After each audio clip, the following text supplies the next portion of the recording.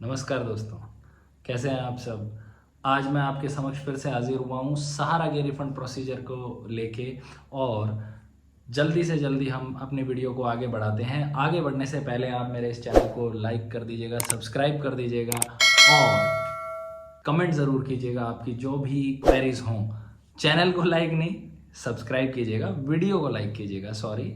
अच्छा दोस्तों, तो जल्दी से जल्दी हम आगे बढ़ते हैं। सबसे पहले आपको क्या करना होगा, आपको सीआरसीएस के इस पोर्टल के ऊपर जाना है जो हमारे सहकारिता मंत्रालय की वेबसाइट है।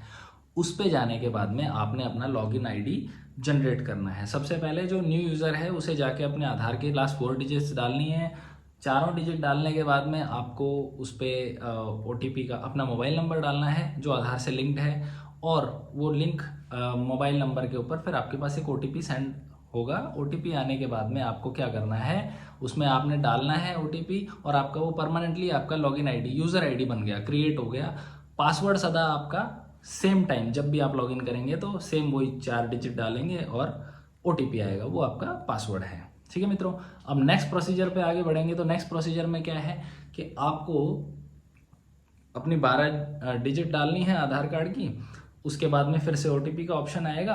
जस्ट उसके बाद में वो आपके आधार का जो डाटा है उसको शेयर करने का, साझा करने का ऑप्शन आता है। वो नियम और शर्तें, वो उसके ऊपर आधार डिटेल साझा करने का ऑप्शन है, उस पर टिक करके आपको आगे बढ़ना है। आगे बढ़ते के साथ ही आपने जो आधार की डिटेल्स है, डाटा है, वो सीआरसीएस पोर्टल पे फैच हो जाएगा। उसमें आपका नाम, आपका फादर नेम, आपकी डेट ऑफ बर्थ और आपका बैंक अकाउंट नंबर नहीं, बैंक अकाउंट का नाम आ जाएगा। मतलब कौन से बैंक में आपका खाता है जो कि आधार से लिंक्ड है। अब उसके बाद में आपको ऑप्शनल होता है एक नीचे के, आप अपना ईमेल आईडी अगर उसमें डालना चाहें तो वो आप डाल दीजिएगा यदि आप यूज़ करते हैं तो। मेरा तो यही मानना है कि आप उसमें यूज़र आईडी में जो अपनी ईमेल एड्रेस है वो ज़रूर मेंशन करें। देन आफ्टर आपको क्या होगा कि आगे बढ़ने का ऑप्शन आता है। आगे बढ़ने के ऑप्शन में आपके पास 4 कंपनियों का सिलेक्शन का ऑप्शन आएगा, एक स्क्रॉल डाउन करने का। उस आप टैब पे क्लिक करेंगे तो चारों कंपनीज का नाम खुलेगा। पहली सहारा यूनिवर्सल मल्टीपर्पज़ कोऑपरेटिव सोसाइटी, दूसरी सहारियन, तीसरी स्टार्स मल्टीपर्पज़ कोऑपरेटिव सोसाइटी, चौथी हमारा India credit cooperative society limited.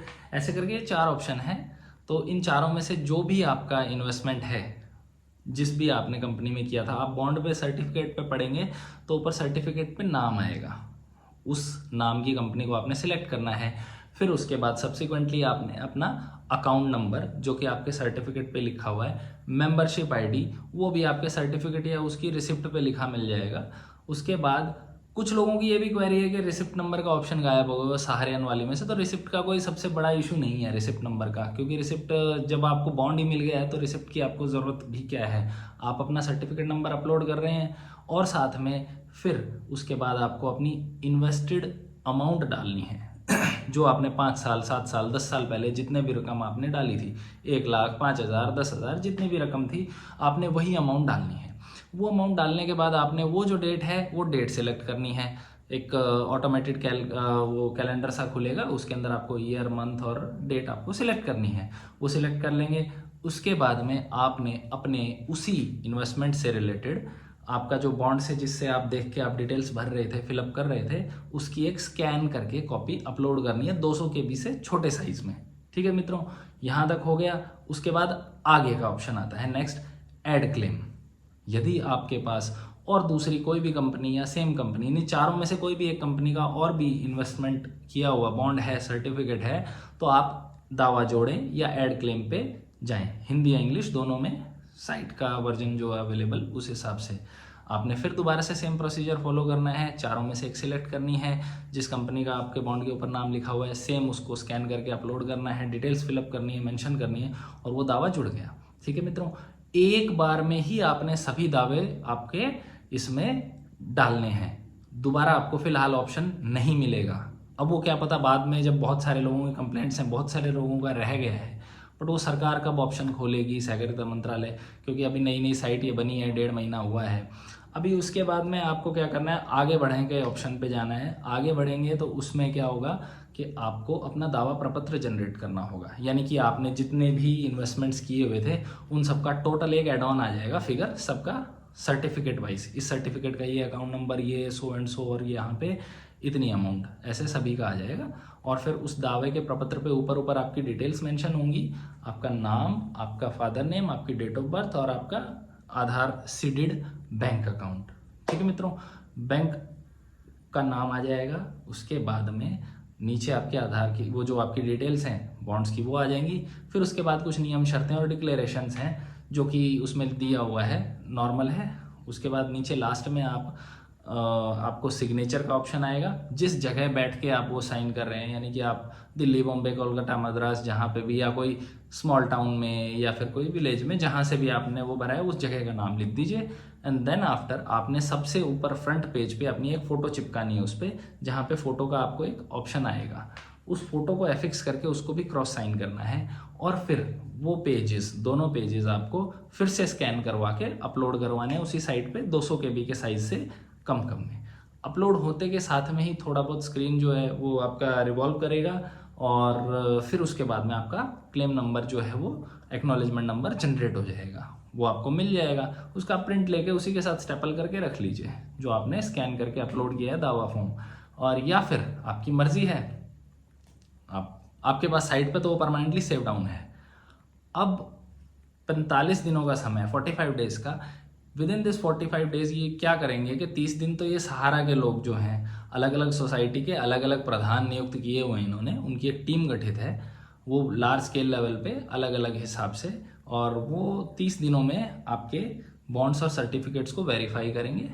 Verify करने के बाद वो देखेंगे इसमें अमाउंट है कि नहीं है इतना, या जेन्युइन है कि नहीं, लेजिटिमेट इन्वेस्टर है कि नहीं है ये, और यदि है तो फिर उसके नेक्स्ट 15 डेज के बाद में, 30 दिन के जो बाद के जो 15 डेज हैं उसके अंदर वो उसको जो रिफंड के प्रोसेस के लिए आगे भेज देंगे, जिसमें से अभी उपलब्धता के आधार पे जो शुरुआत में माननीय सुप्रीम कोर्ट ने 27 मार्च 2023 को जो आदेश पारित किया था कि 9 महीने के अंदर यानी 27 दिसंबर तक में ये 5,000 करोड़ रुपए अभी हम आपको लगभग 25,000 करोड़ में से दे रहे हैं, और उनमें से आपको ये 5 बांटने हैं। तो सरकार और उन्होंने एक रिटायर्ड जज भी नियुक्त किए थे और एक एमिकस क्यूरी भी नियुक्त किए थे जो सुप्रीम कोर्ट के लॉयर हैं, एडवोकेट हैं, और उन्होंने इसके अलावा सहकारिता मंत्रालय की भी टीम है, और वो सब उन्हीं के दिशा निर्देशों पे पालन कर रहे हैं कि भाई किस तरह से लोगों का पैसा लोगों के पास वापस भेजा जाए, लेजिटिमेट इन्वेस्टर्स के पास 2 नंबर का पैसा या 2 नंबरी आदमी के पास कुछ भी ना जाए। फिर ये उसको क्या कर रहे हैं, उसी के हिसाब से 9 महीने के अंदर ये पैसा डिस्ट्रीब्यूट कर देंगे। अभी इन्होंने क्या डिसाइड किया है आपस में कि भाई 10,000 रुपये उपलब्धता के आधार पे 5,000 में से 5,000 करोड़ में से 10,000 करोड़ 10,000 रुपये सभी को एक बार दे दिए जाएं, जिसमें से 1 करोड़ के मतलब कुछ इन्वेस्टर ऐसे हैं जिनकी 10,000 से या उससे कम राशि है जो कि जमा राशि है, और उसमें वो पहली बार में ही फ्री हो जाएंगे, फर्स्ट टाइम में ही फ्री हो जाएंगे। और उसके बाद में नंबर बाद में किसी के 15 हैं, 11 हैं, 10.5 हैं, 20 हैं, जो भी हैं, वो फिर बाद में जब ये 5,000 ख़त्म हो जाएंगे तो उसके बाद फिर से वो जाएंगे सुप्रीम कोर्ट के पास में, और फिर वहाँ से बाकी की रकम उसमें से सुप्रीम कोर्ट कितना और देता है कि भाई ये भी आप बांट के लोगों को और फारिग करें उनको, तो वो देखिए नेक्स्ट उस लेवल पे क्या जाके कितना अमाउंट मिलता है। बट अभी इनिशियली जो सुनने में आया है वो यही है कि भाई 6% का जो गवर्नमेंट का रेट ऑफ इंटरेस्ट है, जिस दिन से आपने इन्वेस्ट किया था और जिस दिन सहारा जो है उसका पैसा सेबी ने टेक ओवर किया था तब तक का, और उसके बाद में आपको पैसा आपके अकाउंट में, आधार सीडेड अकाउंट में आ जाएगा। अभी आपको क्या करना है, जो पॉइंट्स टू बी नोटेड हैं वो ये हैं कि सबसे पहले तो आपको हर एक वीक में जो भी आपने, देखिए किन्हीं ने शुरुआत के फेज़ में कर दिया था, कुछ लोगों को मिलने भी लग गया है, किसी का शुरुआत के फेज़ में किया हुआ है, किसी का बाद में लेटरल फेज़ में है, किसी के साइट अभी तक भी दिक्कत है। तो आप अपने पर वीक जो है चेक करते रहें आपके एप्लीकेशन का स्टेटस क्या चल रहा है। बहुतों के रिजेक्टेड भी हैं, अभी उसको रिजेक्शन के रीजंस जो हैं सबके अलग अलग उसमें दिए हुए आते हैं, रिजेक्शंस के बहुत से कारण हैं, और किसी के मिसमैच आ रहा है डाटा में, किसी ने जैसे पासबुक्स हैं, पासबुक के अंदर अमाउंट कुछ और मेंशन है और उसके अंदर अमाउंट कुछ और मेंशन है। किसी ने पासबुक्स जो थी उसकी स्टेटमेंट साथ में नहीं लगाई है, जैसे जो अपना मंथली उसमें MIA स्कीम्स में डालते थे।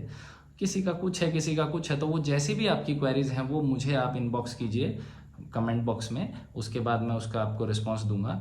और इनके अलावा आपको एक चीज़ और ख्याल रखनी है, विद इन अ वीक हर बार आप चेक करते रहिए आपका यूज़र ID सेम है, आधार नंबर और उसके बाद OTP आएगा, तो आप अपना लॉगिन करके चेक कर लीजिए कि भाई ये मेरा इतना प्रोसेसिंग में चल रहा है। अभी भी रिफ़ंड है तो कितना अमाउंट रिफ़ंड हुआ, कैसे क्या हुआ, वो भी उसमें ही आएगा। अभी इसके बाद में दोस्तों लोगों के अलग अलग क्वेरीज हैं। कुछ लोग कह रहे हैं कि सरकार इस पैसे को खा जाएगी, कुछ लोग कह रहे हैं कि भाई ये पैसा नहीं मिलेगा, इकट्ठा चाहिए, ऐसा वैसा। देखिए सुप्रीम कोर्ट इसमें बीच में है, उसको कभी किसी से, मोस्टली किसी लोगों से कोई लेना देना नहीं। राजनीतिक तौर पे कभी भी किसी के बेनिफिट के लिए सुप्रीम कोर्ट काम नहीं करती। और इतने बड़ी जनसंख्या, इतनी large scale of amount of investors जो हैं, उनका पैसा अगर किसी को खाना होगा तो उसकी सुप्रीम कोर्ट मदद कभी नहीं करेगा। देखिए इस देश में डेमोक्रेसी है, सबके हितों को ध्यान रखते हुए ही ये अभी तक पैसा सुप्रीम कोर्ट में रुका हुआ था। ये केस इतने लंबे समय तक चल रहा था, जारी था। और इसमें अमित शाह ने बतौर सहकारिता मंत्रालय, देखिए पब्लिक ने वहाँ पे प्रोटेस्ट किया है, ऊर्जा भवन के सामने सहकारिता मंत्रालय का जो है वहाँ पे जंतर मंतर पे खूब धरने दिए हैं, प्रदर्शन किया है। ये उसी का नतीजा है कि सरकार को बीच में आके पहल करनी पड़ रही है। सेबी वाले कह रहे थे कि सहारा को ना दें, सहारा वाले कह रहे थे हमारा पैसा हमें दीजिए, हम हमारे इन्वेस्टर्स को वापस देंगे। सेबी ने ये प्रूव कर दिया कि इन्होंने पहले भी जो हाउसिंग और जो रियल एस्टेट वाले जो बॉन्ड्स थे या क्यू शॉप वाले थे, उनकी स्कीम्स के तहत भी लोगों से खूब पैसा जुटाया है। कुछ 2 नंबर का भी पैसा है, 1 रुपए का 2.25 रुपया, 2.5 रुपया करके दे रहे हैं, 3 रुपया करके दे रहे हैं। 7 से 8 साल में पैसे को च्यवनप्राश खिला रहे हैं। ये वो कैसे कर रहे हैं, इन सभी चीज़ों को लेके ही सेबी ने आपत्ति जताई थी। और फिर सुप्रीम कोर्ट ने उन्हें मना कर दिया था कि भाई ठीक है, हम ये पैसा जो है, सहारा वालों ने कहा कि हम लोगों को वापस लौटा देंगे, लेकिन लौटाया नहीं। इन्होंने क्या किया, ब्रांच मैनेजर्स या फिर जो वो थे आपके एजेंट्स थे, उन एजेंट्स को ये कन्वे किया कि आप ऐसा कहिए, जितनों के भी आपने क्यू शॉप में और इनमें पैसा लगवाया था उन इन्वेस्टर्स को लेके आइए, ये कन्वर्जन का फॉर्म है, ये भरवाइए। यानी कि 3 साल अगर किसी को डाले हुए या 1 साल डाले हुए हुआ और उसने अगर 1 रुपया डाला था, 1 रुपये का उसका 1.25 रुपया हो गया था तब तक के टाइम ड्यूरेशन का, तो 1.25 रुपये ही 1.25 रुपये उसका कन्वर्जन मान लिया जाएगा। 1 रुपया नहीं, 1.25 रुपये, यानी कि आपको आज तक का हम ब्याज भी दे रहे हैं और आज की तारीख में उसी पैसे को हम आगे दूसरी स्कीम में डाल रहे हैं। इन्होंने हैंड टू हैंड ही दूसरी नई एक जो ये मतलब हमारा इंडिया, सारा इंडिया, ऐसे सारे ना एक और खोल के डाल दी, एक और इन्होंने कंपनी खोल ली, क्रेडिट कोऑपरेटिव सोसाइटी, और उसके अंदर ये पैसा स्टार्स खोला था जहाँ तक मुझे याद है हैदराबाद में, और उसके अंदर ये पैसा कन्वर्जन में डलवा दिया, यानी कन्वर्ट करा दिया दूसरी स्कीम में। और उसके अंदर फिर से वो 1 का डबल, वही बाबूराव गणपतराव आपटे वाली 1 का डबल मिलेगा 7 दिन में। तो इन लोगों ने वही डबल वाला फंडा अपनाया और फिर एजेंट्स को ये कहा कि आपको 1.25 रुपये का कन्वर्जन करवाने का स्कीम के हिसाब से कमीशन भी मिलेगा। तो लोगों को क्या है, लालच दो, वो ज़्यादा लोगों को उठा के लेके आएंगे और फिर बाद में वो खुद भी फंसेंगे और दूसरों को भी फंसाएंगे। ये इसी परिपाटी के ऊपर लोगों को फंसाया गया और इसमें लोगों का मोटा पैसा था। तो सहारा वाले का ये जो फ्रॉड फर्जीवाड़ा था वो सेबी ने फिर से सुप्रीम कोर्ट के सामने रखा। तो सुप्रीम कोर्ट ने बोला ठीक है भाई, हम तो ऐसे तो पैसा नहीं देंगे इनको। सहारा वाला कहता नहीं, हमें ही दो, हम ही बांटेंगे हमारे लोगों को पैसा, हमने हमारा सारा, आपने हमारे बिजनेस पे रोक लगवा दी, ये कर दिया, वो कर दिया। असल में सुप्रीम कोर्ट अगर ऐसा कुछ होता तो इन्हें ही दे देती पैसा, उसके तो राजनीतिक पहुंच भी बहुत ऊपर तक थी। लेकिन फिर इसमें सहकारिता मंत्रालय पे जाके जो पब्लिक ने बोरे भर भर के लेटर्स गए हैं अपने क्लेम्स के, और वो सब गया है जब, उसके बाद में इन्होंने पहल की है कि भाई ठीक है, हम एक बीच का रास्ता निकालते हैं, ऐसे तो इन्वेस्टर्स का, गरीब इन्वेस्टर्स का पैसा फंसा रह जाएगा। हम एक पोर्टल लॉन्च करते हैं और आगे की रेस्ट ऑफ द स्टोरी आप लोगों को अच्छे से पता है। पोर्टल लॉन्च किया गया है, उसके तहत में ऐसे ऐसे एक जो सुप्रीम कोर्ट ने 2 व्यक्ति नियुक्त किए, फिर टीम बनाई गई है सहकारिता मंत्रालय की तरफ से भी और सहारा के लोगों की तरफ से भी, क्योंकि इसके अंदर क्रॉस वेरीफाई तो करना पड़ेगा ना, जो अमाउंट ऑफ इन्वेस्टमेंट्स हैं और उनके बॉन्ड्स हैं, सर्टिफिकेट्स हैं, उनको क्रॉस वेरीफाई करके ये पैसा दिया जा रहा है। अभी दोस्तों इसमें आप लोग किसी दूसरों की भ्रांतियां जो फैलाई जा रही हैं उसमें ना पड़ें, अपना पैसा क्लेम डालें। कुछ लोग कह रहे हैं कि इसके अंदर तो आप दूसरे किसी पोर्टल पे नहीं जा सकते, वो क्लेम फॉर्म प्रपत्र है जो उस पर पढ़ के देखें, बाद में आप दूसरे किसी फॉर्म में क्लेम नहीं कर सकते, ये मैं घोषणा कर रहा हूँ। उसमें आप अपने एक तरह से सिग्नेचर करके खुद के हाथ कटवा रहे हैं। तो मैं आपको ये बताता हूँ मित्रों कि जो आपने अमाउंट क्लेम इसमें कर दिया इस फोरम पे, और उसका बॉन्ड अभी आप ही के पास है, खुद सुप्रीम कोर्ट बैठा है, आगे 9 महीने के बाद आगे के डायरेक्शंस देने के लिए, पेमेंट्स रिलीज करवाने के लिए। आपको जिस चीज़ का पैसा मिल गया और आपसे सरकार ने अभी तक वो बॉन्ड भी नहीं लिया है, कल को वो बॉन्ड लेके आप दूसरे किसी फॉर्म पे और लेके चले जाएंगे, आपको तो पूरा पैसा मिल गया। जैसे कि 10,000 से कम वाले इन्वेस्टर्स हैं, वो पहली बार में फ्री हो जाएंगे। अब जिनके पहली बार में फ्री हो गए, वो लोग का बॉन्ड कहीं वो जमा थोड़ी ना करके आए, उन्हीं के पास ही तो है। वो कल को किसी कोर्ट में जाके खड़े हो जाएंगे, कंज्यूमर कोर्ट में खड़े हो जाएंगे, जी मेरा तो पैसा मुझे नहीं मिला। तब ये कारण है।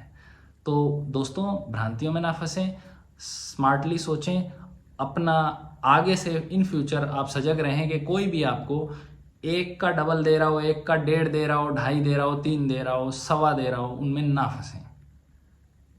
एनुअली अगर आपको 10 to 12% मैक्सिमम टू मैक्सिमम अगर मिल रहा है ना, तो वो बहुत ज़्यादा हैंडसम रिटर्न्स हैं।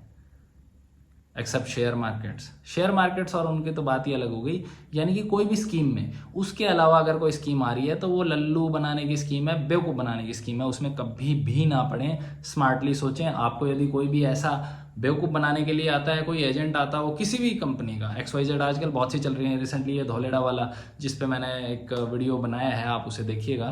तो इस तरह से बहुत सी ऐसी स्कीम्स आती हैं, बहुत से लोग आते हैं। आप मुझसे पूछिएगा कमेंट करके, आप पहले वेरीफाई कीजिए, अगर अच्छी होगी, सही होगी तो मैं आपको बताऊंगा, चाहे वो कोई कंपनी हो, बैंकिंग हो, NBFC हो, LIC हो, कोई प्राइवेट लाइफ इंश्योरेंस कंपनीज हो, कोई इंश्योरेंस कंपनी के भी एजेंट्स आते हैं बहुत से बेवकूफ़ बनाने के लिए।